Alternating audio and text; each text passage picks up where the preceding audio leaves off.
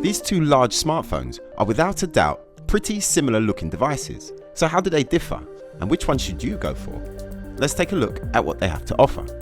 Looks wise, the S9 Plus is ever so slightly more curvaceous than the Note 8 angular design. This is partly so that the Note 8 can accommodate the S Pen, which is something we'll look at later in the video. Over on the back of the S9 Plus, the camera and fingerprint sensor are aligned vertically, whereas on the Note 8 they're aligned horizontally. The reason Samsung's changed the layout for the newer S9 Plus is to make it easier for you to unlock your phone using the fingerprint sensor without accidentally smudging the camera lens. So if you do choose the Note 8, you will have to train yourself to be more accurate with your fingerprint placements. On the front of both of these two phones, it's all about the screens of course, and they both showcase absolutely stunning displays, whichever one you choose.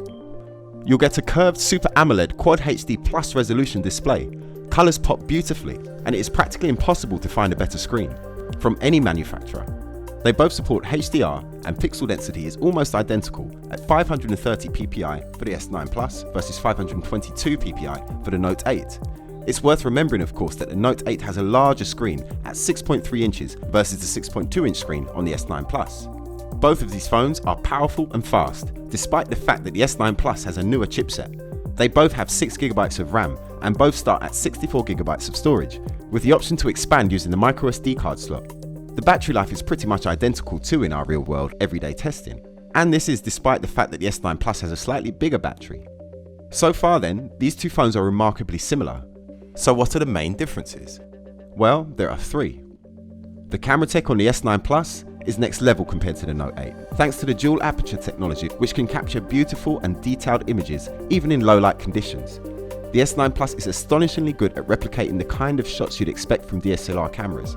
It's really that good, and its 960 frames per second slow motion video is breathtaking too. Also, the speakers on the S9 Plus are way better than the Note 8's, thanks to Dolby Atmos technology, which is surprisingly good at creating a really immersive sound. The biggest difference between these two phones though, it's all about the S Pen. Fans of the previous Galaxy Note will love it, and we can see why. It adds a whole new way of meaningfully interacting with a smartphone. The 4096 levels of pressure sensitivity make this a really responsive tool to use. And the phone has been optimized to make the most of the S Pen too. So for example, you can write memos on the screen without having to unlock the phone. Also, editing text documents with the S Pen is a breeze. And if you have the talent, you can create beautiful artwork too. So for us, there are two ways of looking at this choice of phones. Firstly, is the S Pen functionality something you'd find useful or not? If so, then it's definitely worth going for the Note 8.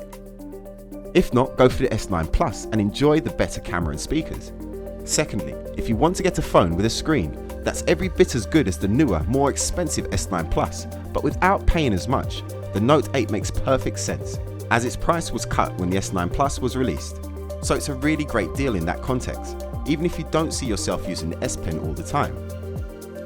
Whichever one of these phones you choose, you'll find it at Direct Mobiles, with over 23 years of award-winning customer service.